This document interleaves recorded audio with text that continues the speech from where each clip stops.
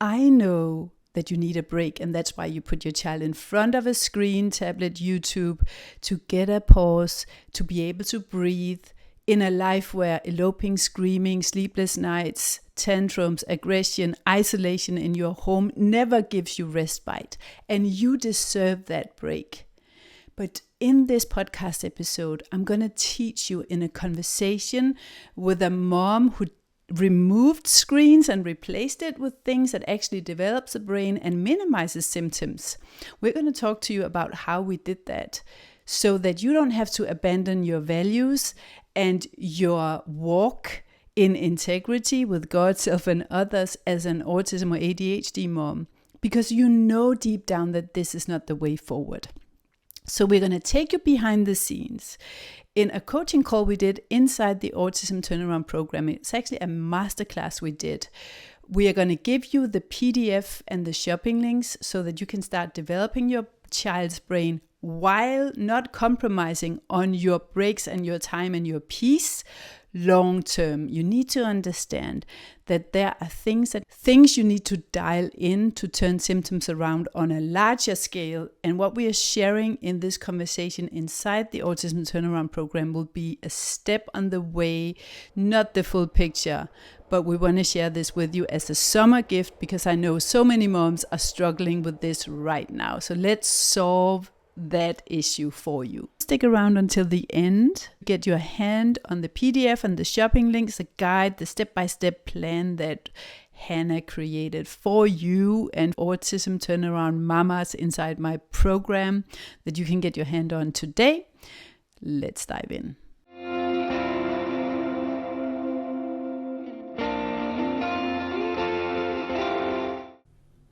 Welcome to the Barefoot Autism Warriors podcast. I'm Ninka Bernadette Mauritsson, and my son lost all the symptoms that gave him the diagnosis in 2004. Stimming, sleepless nights, eloping, tantrums, rigidity, aggression, sensory issues, echolalia, and is now living independently without those symptoms. As a journalist and an ex-New Age autism mom saved by Jesus in 2020, I'm navigating all this, and I'm all about stopping moms just like yourself running on that hamster wheel of ineffective therapies, protocols, practitioners, deception, and distractions in the mainstream and holistic world. So if less symptoms, more independence, more speech, peace, God, and joy is your plan, you're in the right place. I'm so excited for this training because I know how much of a difference screens have made in the destructive path of your life and mine. The way that we relate to screens and use them or abuse them is part of the way that we walk with God, self, and others. So it's relevant in all aspects. It's not just a how to tick boxes training. This is really about getting to know yourself and your trauma responses and your parenting and self-parenting through letting go. What is it that screens do? They fill a gap. They are a distraction, and they also make it possible for us not to feel pain, not to connect. When you remove it, there's this huge nothingness in which you are confronted with, who am I? Who have I become? What type of life have I created? What's my marriage like? Who am I as a parent? And that can be so incredibly uncomfortable. And that's why we are on these screens. It's a huge spiritual, emotional, and practical lesson to remove screens. Hannah, would you like to start this conversation by talking about your life before, when screens were very much part of the dark phase of autism? Yeah, just a quick note. There will be noise in the background because I do homeschool, so my kids are here. So I apologize if there's any noise in the background. I totally agree with you as the fact of they fill in a gap. So for me, because I was in such a stressful place in life, and anytime I hit that stressful place in life, I turn to screens, whether that's myself and I'm noticing I'll scroll and scroll and scroll, re-download like Facebook or Instagram that I took off for a long time and did a detox, but I would put it back on just because I needed to fill that gap. Because getting in with my emotions and feelings and whatnot, I didn't want to deal with that. I just numbed out with screens. Same goes with my kids. Abe, man, he was destructive. He would hit, aggressive, all these things. The screen was a way for me to just let him numb out a bit. And it wasn't until one, the conversation I had with you last year, and two, reading an article done as a study by one of the top universities in the US, and it was on screens causing autism-like behaviors. And then I was like, oh, all I'm doing is just re-emphasizing the symptoms that I'm trying to alleviate in my son. It was definitely a crutch for me. Yeah, before it was chaotic in a way that I felt like I couldn't even parent. I used the screen as an excuse as a babysitter or as an excuse for me to get something done in my house rather than disciplining myself and finding routines and rhythms to help my kids. What started this process of removing screens?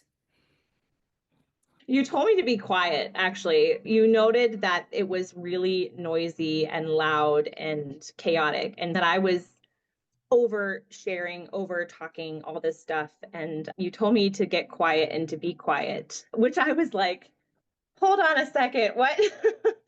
But you just encouraged me to do like a month detox. And you very much gently were like, I know you can do this. And so a month went by and I was like, we're doing well. So we'll just keep not having screens. And then the birth of my fourth happened and we fell back into that rut. It was not as complicated as I thought it was going to be. Anytime you're doing something for the benefit of yourself and for your family, anytime, like even within your course, right? Anytime we have to do something, I think our safety, comfort says, oh, that's too hard. I can't do that. But actually, it wasn't that hard.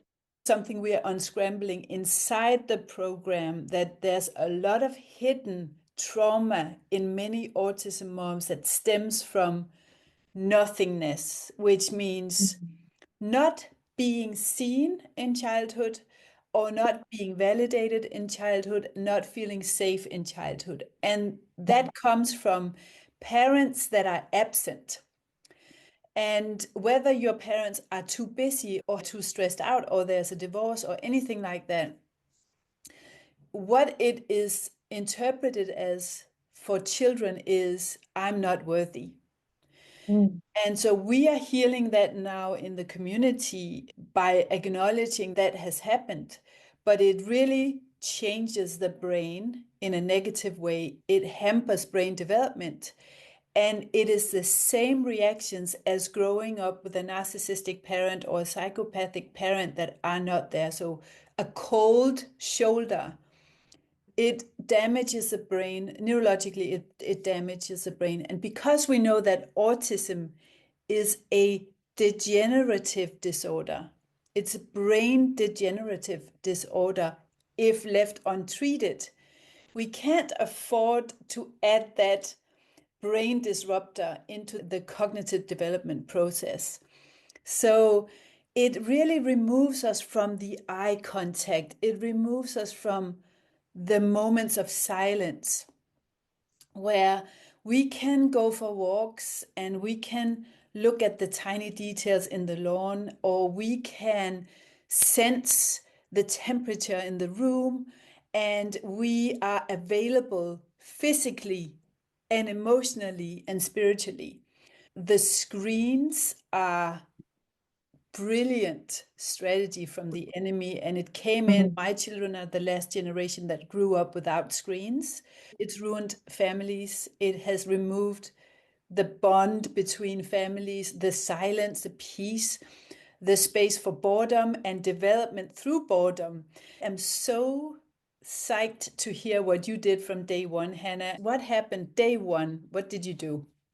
Oh man, I was really actually very anxious. to start because I wasn't sure if my husband would be on board.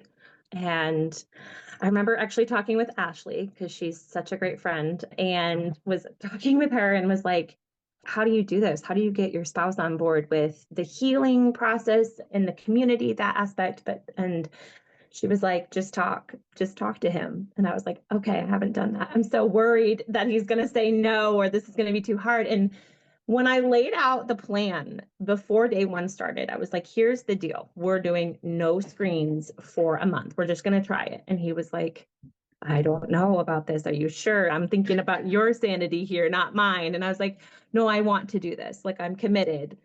Can you come alongside me and help me? And now that's a unique situation. My husband is really supportive, which I'm grateful for, and was willing to come alongside me. So day one, I remember my kids being like, can we watch this show or this show? And I was like, no, we're not going to watch this. And day one felt a little like chaotic, to be honest. I just didn't know what to fill it with. But slowly we started figuring out our rhythm. So the first week was all about, what are we going to fill our time with now? And that kind of exploration. Because I live in Minnesota, because it's cold all the time, I was like, I don't even want to go outside. But I made it a point, because at that point I wasn't getting outside nearly as much. And I made it a point to get outside every day with the kids, even if we were bundled up on the porch with like blankets and all the stuff. We just got outside. And so that filled up some time. And then we started doing the other stuff. But day one it was hard. I'm not going to lie. It was not an easy thing. But I think sometimes the hardest things in life are the most rewarding, when you're willing to stick through it and not give up. What was the hardest parts? Oh, the tantrums. Specifically from Abe, because he wanted to watch. And this creeps up every once in a while, especially if we allow screens back into our life, which we've dabbled in. Anytime he's like, I need to watch this because I need to be immersed in this world, this universe, this whatever. So the tantrums were really hard. And I definitely wanted to give in because I didn't want to parent my son, which sounds terrible, but I was just like, it's so much easier for me just to stick this in front of you, give you what you want, pacify you, and let my nervous system take a chill pill, than for me to actually be intentional with you. And so that was a whole rewiring process for me. Can we talk about the tantrums when kids don't want what we want? It's a theme that we go through a lot in different seasons in the turnaround process, where sometimes I hear this a lot. Well, my child only wants nuggets. He does not want to go outside. My child wants the screen, where what your child wants is not what your child needs. We know this from brushing the teeth and going to bed. Somehow we make exceptions from that parenting wisdom. How have you overcome the urge to delegate parenting to the children? 4-year-olds, 5-year-olds, 6-year-olds cannot decide what we eat, what we do, if we have screens or not when we go to bed. It's causing so much fear in our children because they know they can't run this ship. But when we allow them to make that decision, that's a responsibility. It increases tantrums in my experience. That the more we let them decide and don't set healthy boundaries, because we have traumatic experiences with parents who were angry or we felt rejected. But when we don't set those healthy boundaries, it's like going through childhood driving 300 miles per hour without a safety belt and without someone driving the car. It's scary. How have you coped with that and dealt with that? I just want to be very transparent that this is all very much a journey, that there are going to be times where you relapse or use a screen. First and foremost, please don't beat yourself up. You are learning to reparent yourself and you're learning to parent your child, and it is going to take time. Setting those healthy boundaries was really important for myself. Something that I started doing last January, which I'm like, I need to do this again. But my husband and I, such 60-year-olds, we put on the fireplace and we sat down and we read books together.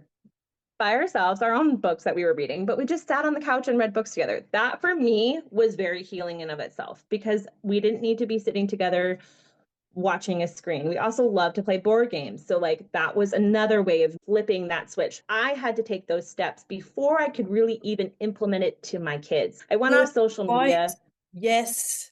I Yes. went off social media like, gosh, 2023 of the fall of 2023, because the world is, as we know it, crazy.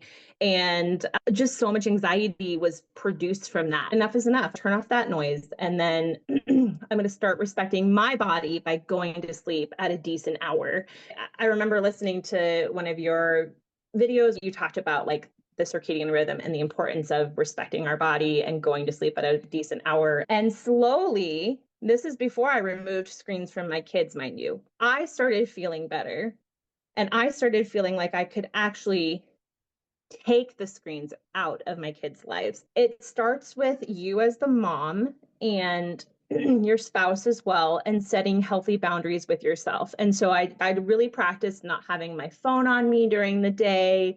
This was for me to reset, evaluate what was actually valuable for me. And so even like that nightly routine of just sitting and reading a book by the fire and going to bed, like my body naturally wanted to fall asleep by like 8:30, 9 o'clock, because I started actually listening to my body. So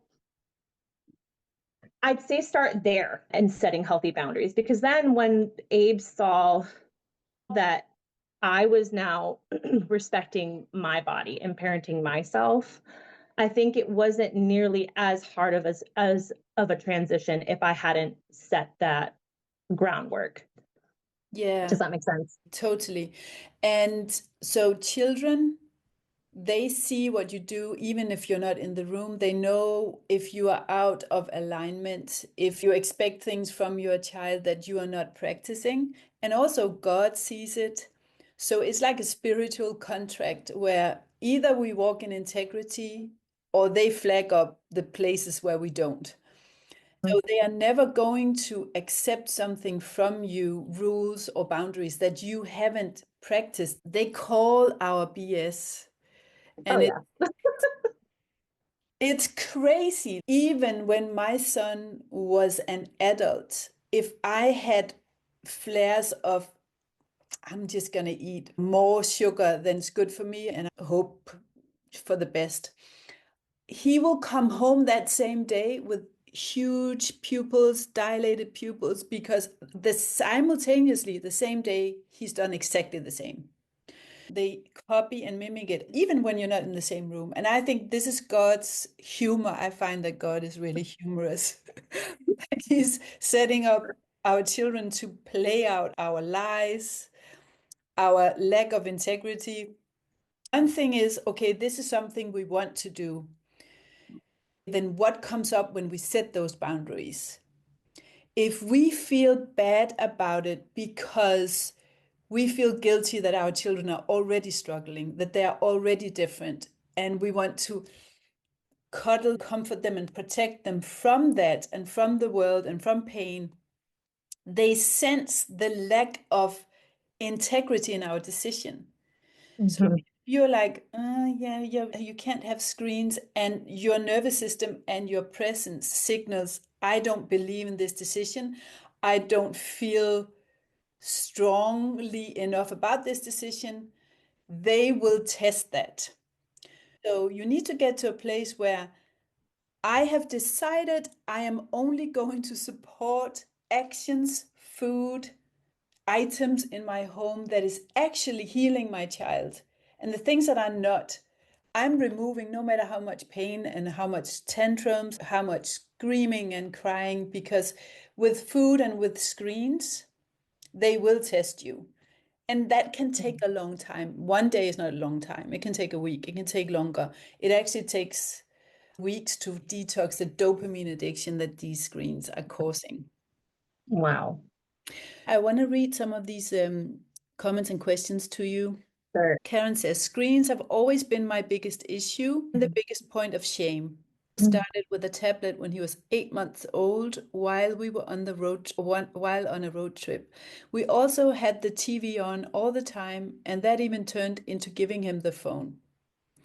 He's 7 now and has spent years on the phone and tablet. I used it as a babysitter.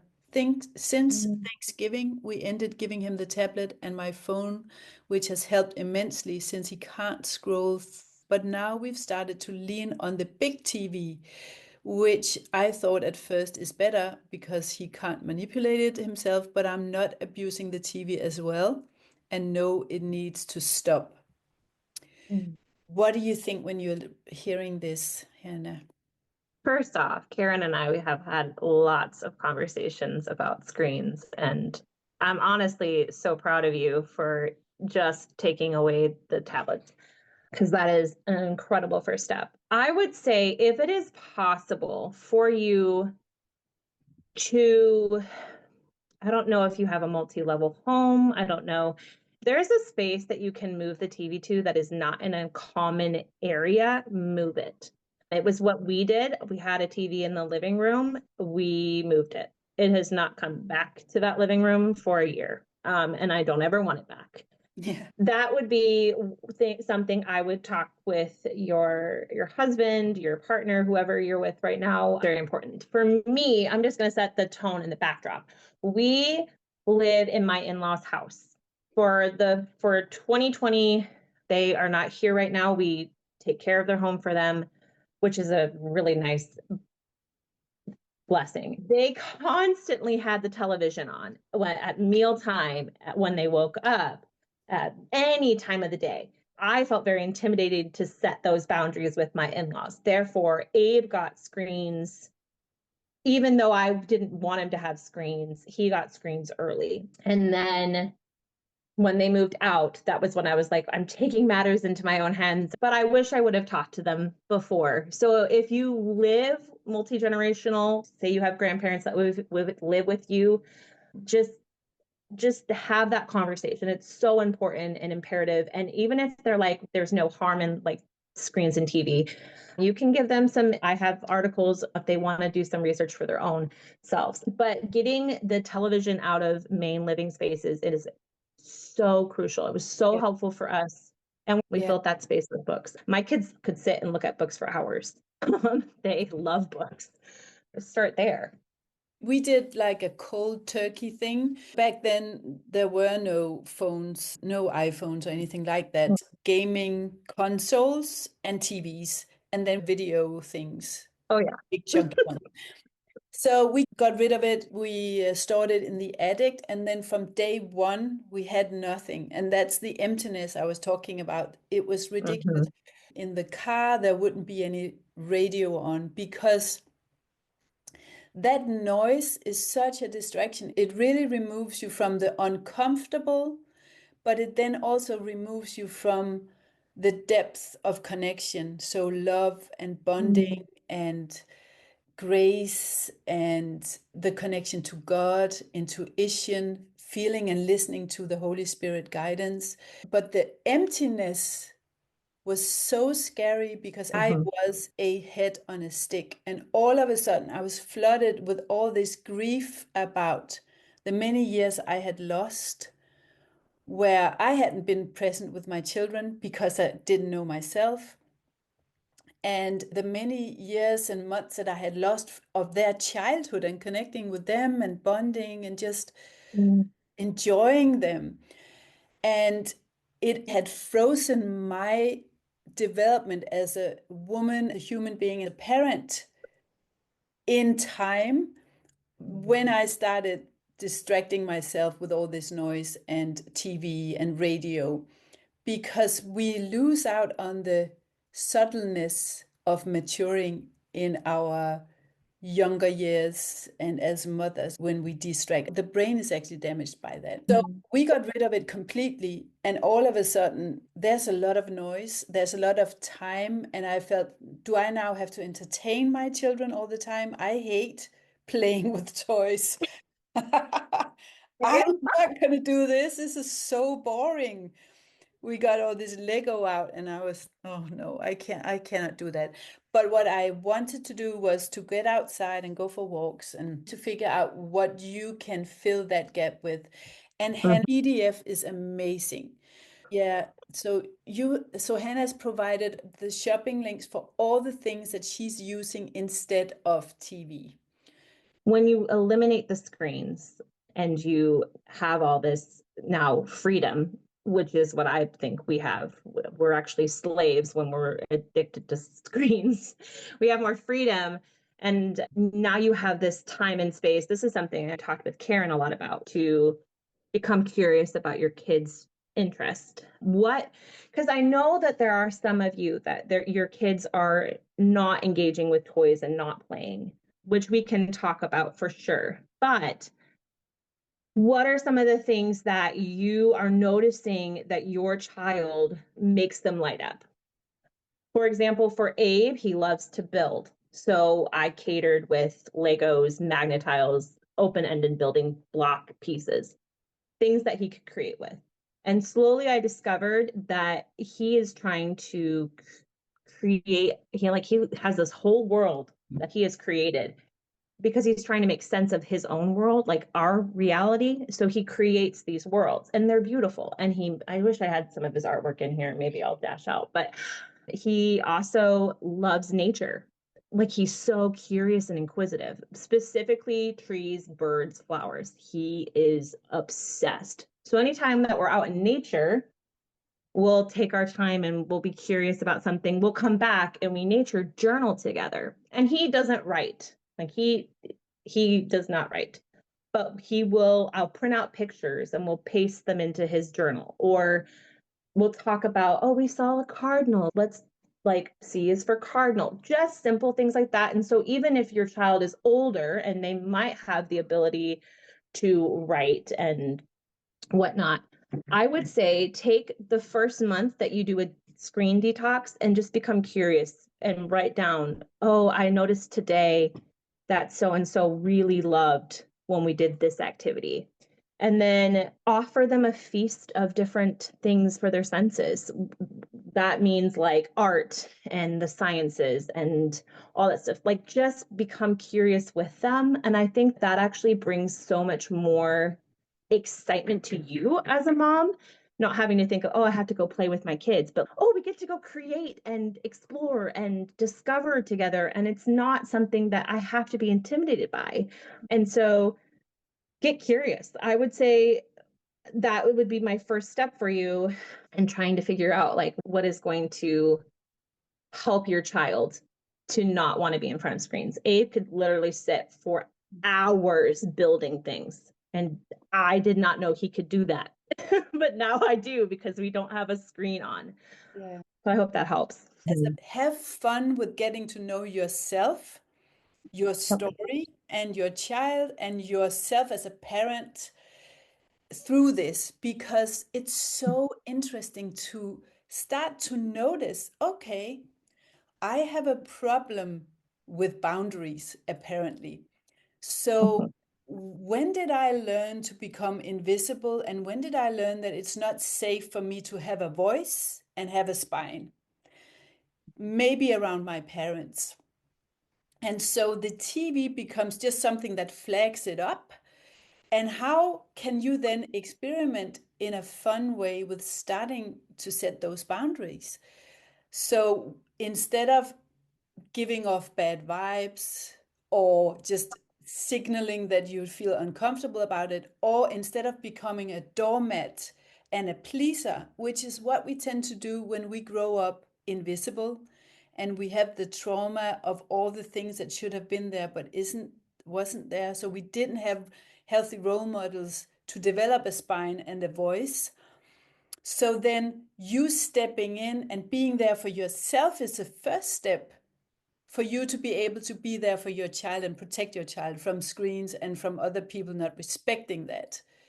So the first step is actually to set healthy boundaries. And so we really have a tough time setting those boundaries ourselves. So this is a really great opportunity for you to experiment with that with your parents. And then bouncing back and forth with removal. Yeah, I would say that I totally relate, because I think that's something that I still personally struggle with. So I want you to know that like I'm on this journey with you. I don't have it all figured out yet. I'm still a work in progress. Thank God that he has the grace to walk this through with me and to reveal my blind spots to me. And I totally agree that the trauma from your childhood or how your parents utilize screens. I'm a late or mid 90s baby, so like I grew up with screens, but I was in the generation that welcomed in and ushered in social media. And I know for my mom, she was a single mom. My parents divorced when I was 9. I'll get to that thought in a second, but she homeschooled all 4 of us, ran multiple businesses. She was like the superwoman, and I always aspired to that. And so when it got to myself being a mom, I felt like I had to live up to that standard. But I noticed as I look back, she relied heavily on screens as a form to educate us, which there's that like, well, is that bad? Is that good? And I would say that screens are inevitable. Like we're on it right now. They're inevitable. So instead of becoming a slave to screens and whatnot, when you start setting those healthy boundaries with your screen time, you start making the screen work for you. You tell the screen, this is how much time I'm going to spend on it. Or you tell yourself, I now have a healthy relationship with screen time, so I'm not going to spend more than this time.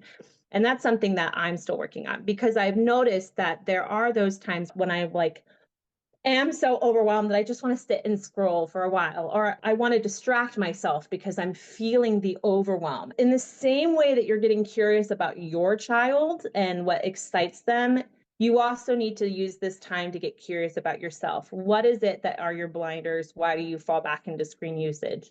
But then also, what is it that excites you? Bring those things back, because the screen time is actually taking away from things that God is giving you beautiful gifting in and things that you get to create with. And I think oftentimes we think our kids are all around us and we're struggling and we're suffering. Then you get in with them, you sit down with them. Yeah. This is some advice that I was given from my mom, from the other homeschool mom I was telling you guys about that has recovered her son, is instead of taking that as a time, oh, I need to go do something right now to clean the house while they're occupied, challenge yourself to sit with them and do something that brings you joy.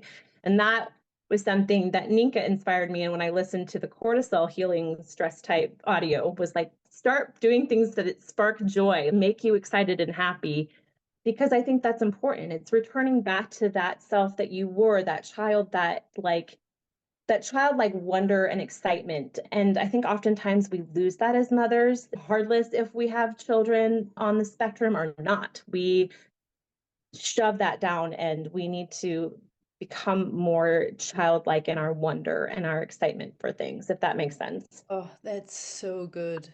That's deep. I love that. For me, what I've realized about my trauma response from my upbringing is that it caused me to think like a slave, that I had to be available or do something all the time. Circus pony show. And so being in silence and doing nothing felt incredibly uncomfortable to me, because then all the feelings crept up on me. And I had lived my life since I was a 7-year-old performing, trying to get some love from parents that weren't there.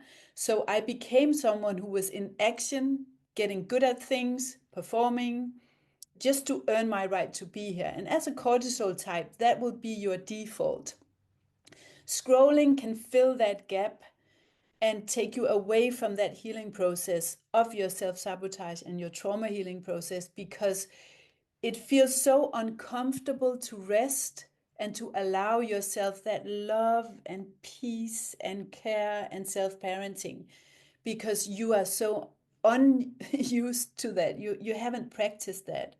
And it will feel insanely uncomfortable not to scroll and not to have something distracting you, noises like Dorian's talking about it now, that she can't even stand listening to that car radio anymore, now that she's Holy Spirit guided, and you might get to that point. And as a thyroid leaning type, it will be more like the doormat thing where you please other people to escape from your own pain and your own healing because it's so scary. And that's where noise and food and servicing, pleasing other people becomes that distraction. And so you'll be confronted with your grief and your pain when you remove these screens. Everyone who's got an iPhone right now, I don't know about the Android, if they have that same function. Pull it out if you have it next to you. Just pull it up here as we're sitting here. And go into your settings and look at screen time. And the challenges are not going away, not even when the symptoms start to disappear.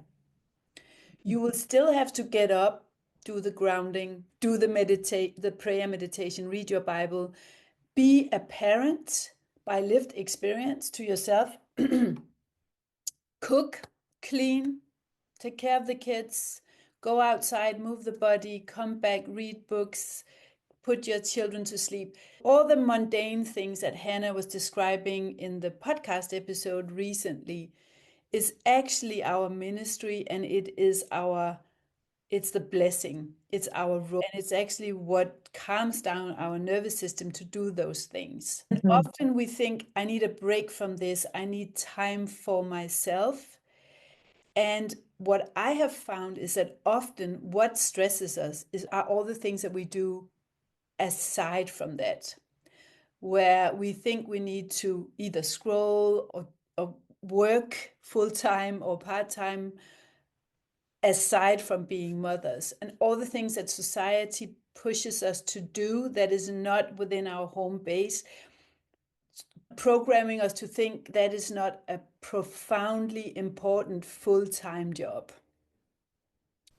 Listen, I'm just interrupting you here real quick because this is a massive wake-up call, right? My son went from stimming, screaming, eloping, sleepless nights, couldn't drive anywhere, couldn't take him anywhere. We were in a prison in our own home because he had so many sensory issues. He couldn't really speak, he didn't learn, to now where he lives a neurotypical life with none of those symptoms. He drives, he works.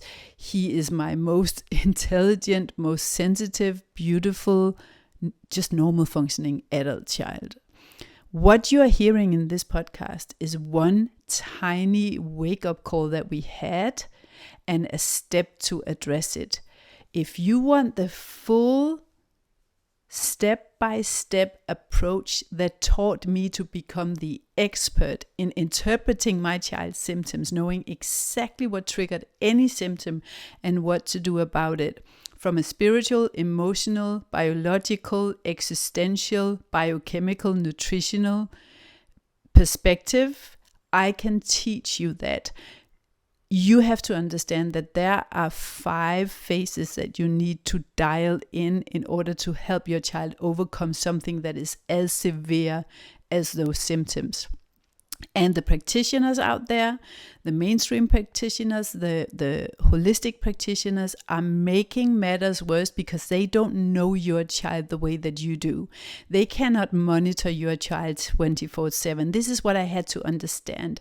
In order to turn autism and ADHD symptoms around, we need to regain that authority and understand what God's plan is for our child. What's your child's bio-individual needs, and you can only do that by understanding what triggers symptoms by lived experience. I teach mom what I did that took me 18 years to understand for my own child. I teach moms how to do that and replicate that in 12 to 15 months. If you want to be part of my small group coaching program, just like Hannah was and is, go to barefootautismwarriors.com/program to see if I have availability right now, you can also send me an email at contact@barefootautismwarriors.com.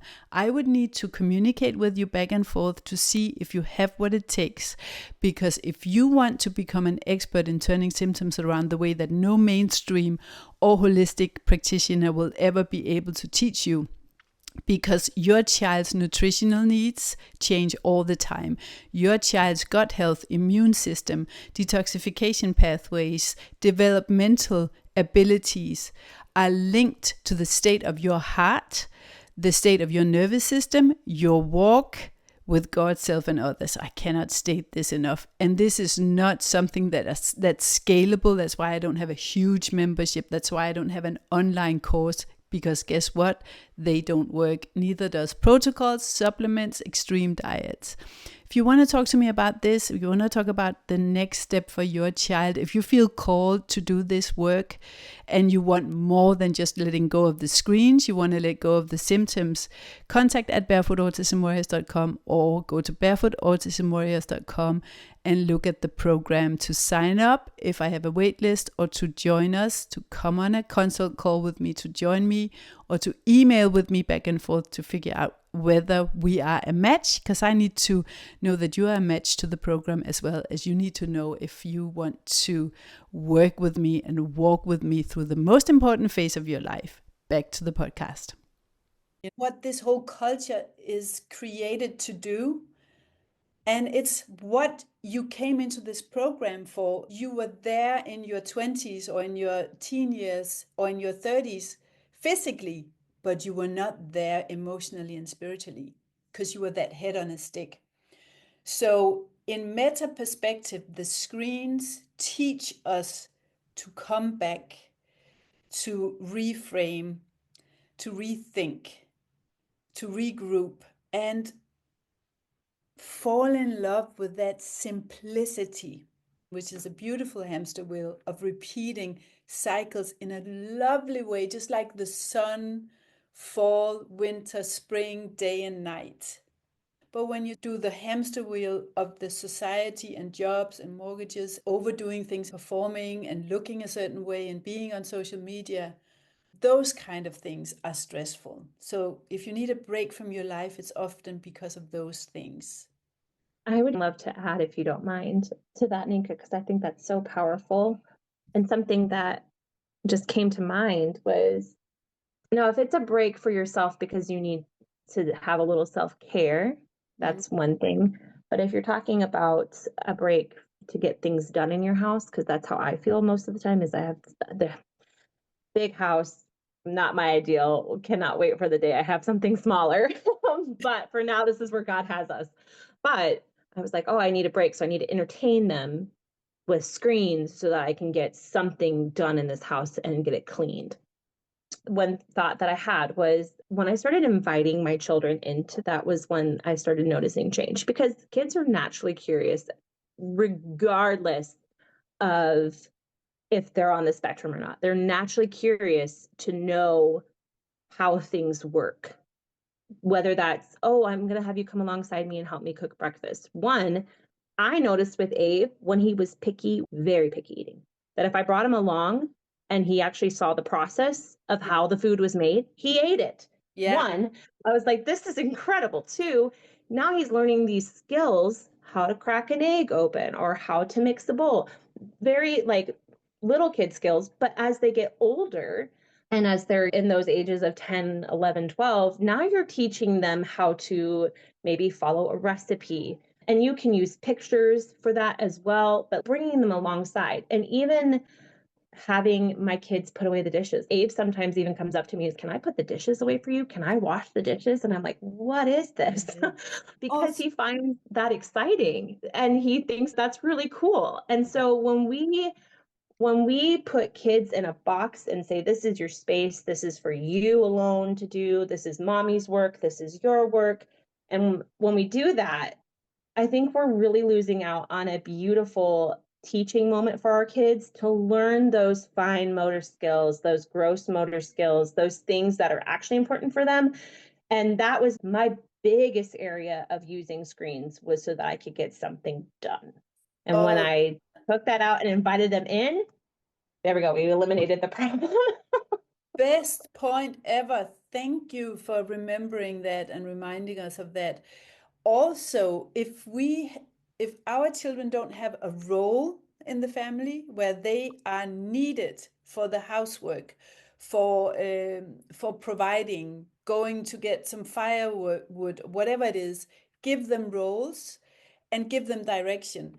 If you have a dog that does not have a role, leadership from you and boundaries, like for example, no leash pulling, and when we walk past cars you go this way, and when someone comes and passes us, these are the rules. You get a reactive dog. You get a dog that is ADHD and all over the place and impossible to take anywhere. So children grieve the fact that they have no role in the family where they are involved, because it makes them feel like they are invisible and it makes them feel like they don't belong. So take that as an opportunity to get help. And I know in the beginning it's more difficult to involve them than to do it yourself, but it's an investment. So if you try to fit them into the culture that they are here to disintegrate and destroy to save you, we have a problem. So the ability to be different is a huge gift. My son, both of my sons were not allowed to do all the gaming that all the guys and girls, and they met and did gaming nights, and my children were not allowed to play games. So now my son is a musician, a professional producer. He produces for professional musicians in the US right now. Can you see how it's not just about screens? It is who we are around screens and who we are in our lives.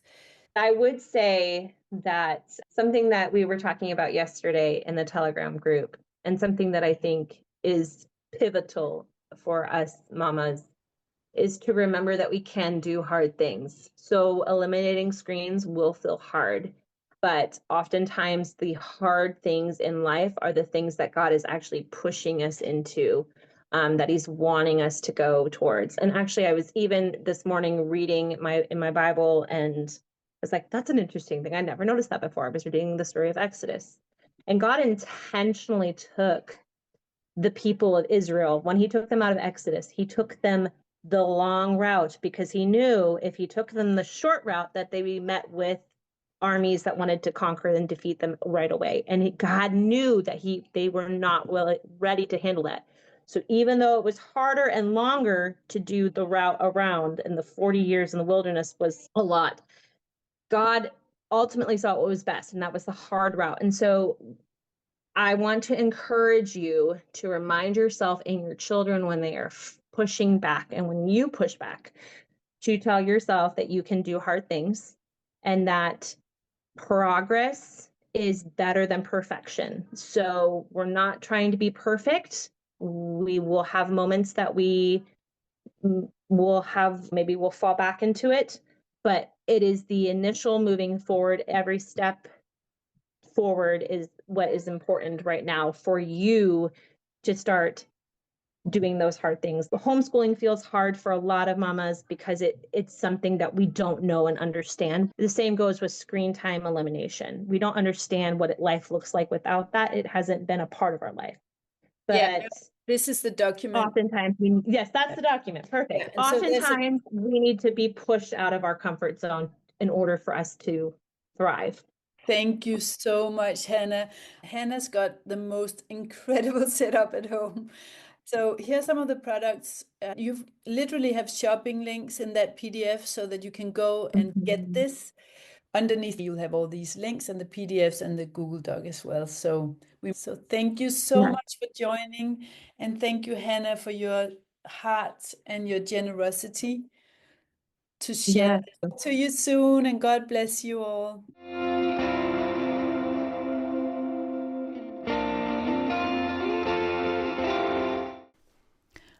So friend, I hope this episode really gave you some encouragement. Now here is what you need to do next. First of all, if you want to get your hands on the PDF and the shopping link so that you can get started on the Screen Detox immediately, you either go to the description wherever you're listening to this podcast, iTunes, my website, barefootautismwarriors.com/podcasts with an S/200 for this episode to download and sign up for this guide, this PDF, with all the shopping links. If you want more than getting rid of screens and you liked the tone and the depth of this conversation and you're feeling like, I want to work with these women, I want what they have. The stimming, the sleepless nights, the eloping, the lack of development of speech, the aggression, the picky eating, you're tired of it. You don't want to be a full-time carer. You don't want your house, your home to be a prison anymore. You're tired of running on the hamster wheel of detox and supplements and protocols and looking for the next practitioner to fix your issue. You want to become that practitioner. I want to talk to you about that. Go to barefootautismwarriors.com/program. Look at whether we have availability right now to either sign you up for the waitlist or send me an email, contact@barefootautismwarriors.com, and tell me what your symptoms are. What are the symptoms that you want to deal with for your child? Tell me why you think you're ready to become an expert.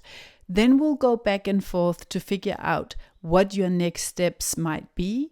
But you have to be at a point of no return. You have to be at a state where this is so urgent for you that you're ready to go. You're literally, you're already doing the turnaround. You're already doing the diet. You've already looked at the practitioners, but you're not seeing the results that you're longing for. That's because you're looking for the expert that I want to turn you into. So send me an email if you're that woman, if you feel like I could be your sister or Hannah could be your sister in Christ. Let's go. I will only work with moms who have the initiative to contact me via email, because if you don't have that type of initiative, I cannot help you. I'm going to ask much more from you in my small group coaching program in order to get you to where I got with my child who's now independent and has none of those symptoms that gave him the diagnosis.